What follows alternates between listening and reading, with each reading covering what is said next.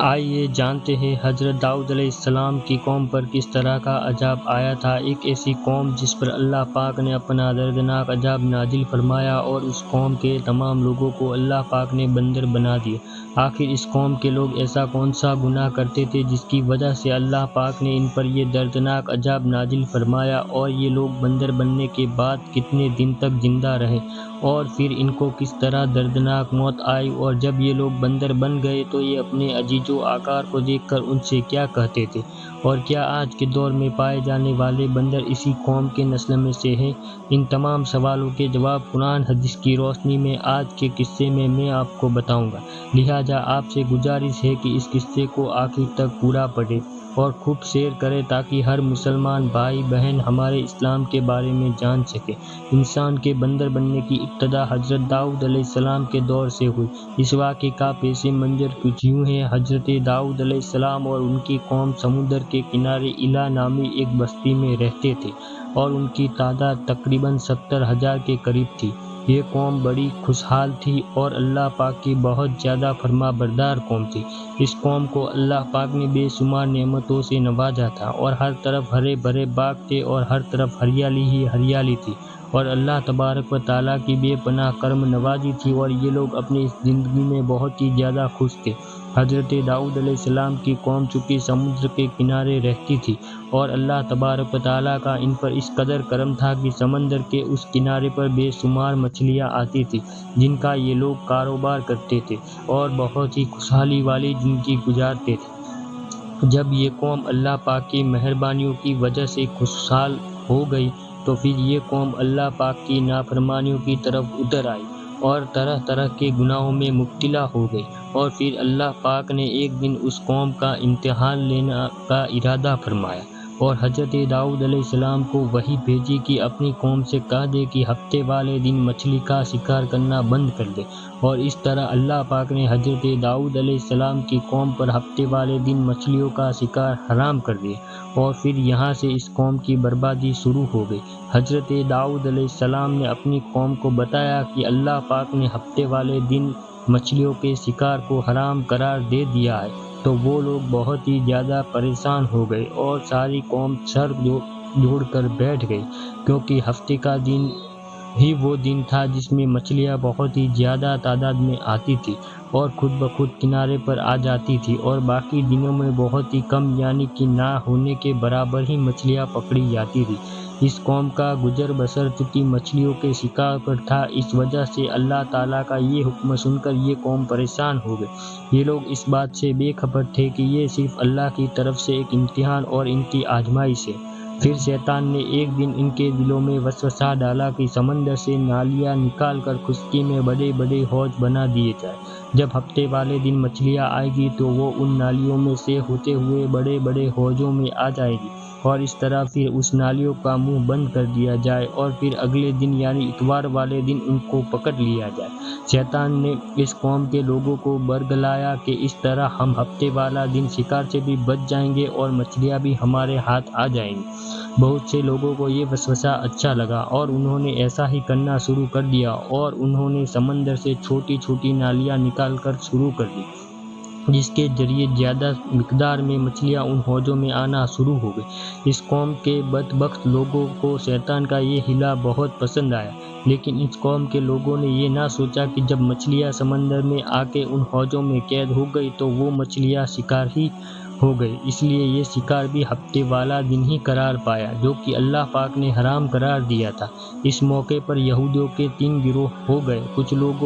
ایسے تھے جو شکار کے اس حیلے سے منع کرتے تھے اور ناراض ہو کر شکار سے باز رہے، اور کچھ لوگ اس کام کو دل سے برا جان کر خاموش رہے اور انہوں نے شکار نہیں کیا، لیکن دوسروں کو منع بھی نہیں کرتے تھے اور نصیحت کرنے والوں سے یہ کہتے تھے کہ تم لوگ ایسی قوم کو نصیحت کر رہے ہو جنہیں اللہ تبارک و تعالیٰ ان قریب ہلاک کرنے والا ہے اور ان پر اپنا دردناک عذاب نازل فرمانے والا ہے۔ اور اس قوم کے کچھ لوگ ایسے تھے جو سرکش اور نافرمان لوگ تھے، انہوں نے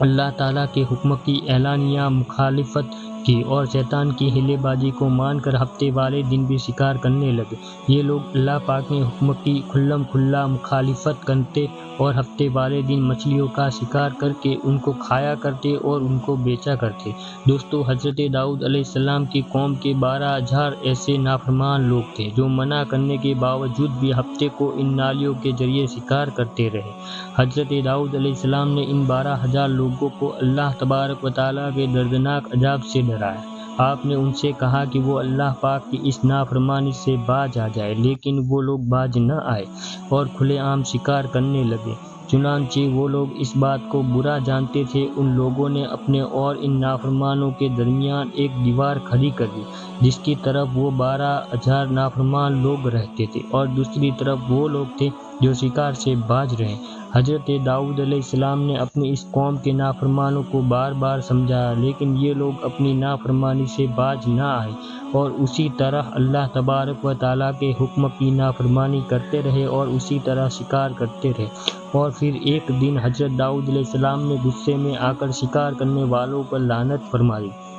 اس کا اثر یہ ہوا کہ ایک دن خطا کاروں میں سے کوئی بھی اپنے گھر سے باہر نہ نکلا۔ یہ منظر دیکھ کر کچھ لوگ ان کی دیواروں پر چڑھ گئے تاکہ معلوم ہو سکے کہ وہ لوگ کس حال میں ہیں۔ جب ان لوگوں نے ان نافرمانوں کو دیکھا تو وہ سب کے سب بندروں کی شکل میں بدل چکے تھے۔ اللہ پاک نے ان لوگوں کو ان کی نافرمانی کی وجہ سے ان پر دردناک عذاب نازل فرمایا، پھر ان لوگوں کو بندر کی شکل میں بدل دیا۔ جب لوگ ان مجرموں کے گھر کے دروازے کھول کر اندر داخل ہوئے تو وہ لوگ اپنے رشتہ داروں کو پہچانتے تھے اور ان کے پاس آ کر ان کے کپڑوں کو سونگھتے تھے اور زار و قطار روتے تھے، لیکن وہ کچھ بول نہیں سکتے تھے۔ اللہ تبارک و تعالیٰ نے ان نافرمان بندر بن جانے والے لوگوں کی تعداد 12,000 تھی۔ ان 12,000 لوگوں نے اللہ تبارک و تعالیٰ کی نافرمانی کی اور اللہ تبارک و تعالیٰ نے ان کو بندر بنا دیا۔ اللہ تبارک و تعالیٰ سورہ بقرہ میں ارشاد فرماتے ہیں، اور بے شک ضرور تمہیں معلوم ہے تم میں سے وہ جنہوں نے ہفتے میں سرکشی کی اور ہم نے ان سے فرمایا کہ ہو جاؤ بندر دھتکارے ہوئے۔ اس طرح حضرت داؤد علیہ السلام کی قوم کے 12,000 نافرمان لوگ بندر بن گئے۔ یہ لوگ 3 دن تک زندہ رہے اور اس دوران یہ نہ کچھ کھا سکتے تھے اور نہ کچھ پی سکتے تھے اور یوں ہی بھوکے پیاسے سب کے سب ہلاک ہو گئے اور 3 دن کے اندر اندر سب کے سب مارے گئے۔ اور وہ لوگ جو ان نافرمانوں کو اللہ تبارک و تعالیٰ کی نافرمانی سے منع کرتے تھے، اللہ تبارک و تعالیٰ نے ان کو اس عذاب سے سلامت رکھا، اور وہ لوگ جو اس شکار کو برا جان کر خاموش رہتے تھے، اللہ تبارک و تعالیٰ نے ان کو بھی اس عذاب سے محفوظ رکھا۔ دوستو، اب بات کرتے ہیں کہ آج کے دور کے بندروں میں سے کوئی بندر ان کی نسل میں سے بھی ہے موجود، یا پھر آج کے دور میں پائے جانے والے بندر انہی لوگوں کی نسل میں سے ہیں۔ اس کے مطابق روایت میں آتا ہے کہ حضرت عبداللہ بن مسعود رضی اللہ تعالیٰ عنہ سے روایت ہے کہ نبی کریم رسول اللہ علیہ وسلم نے کسی نے سوال کیا کہ کیا آج کے بندر حضرت داؤد علیہ السلام کی قوم میں سے ہے؟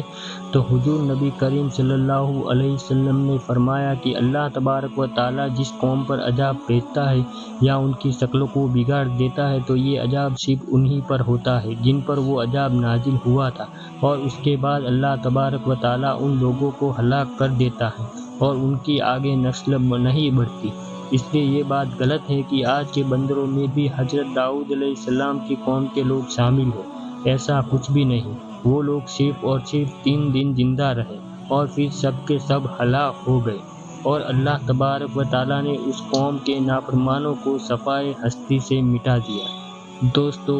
ویڈیو اچھا لگے تو لائک کریں اور سبسکرائب ضرور کریں۔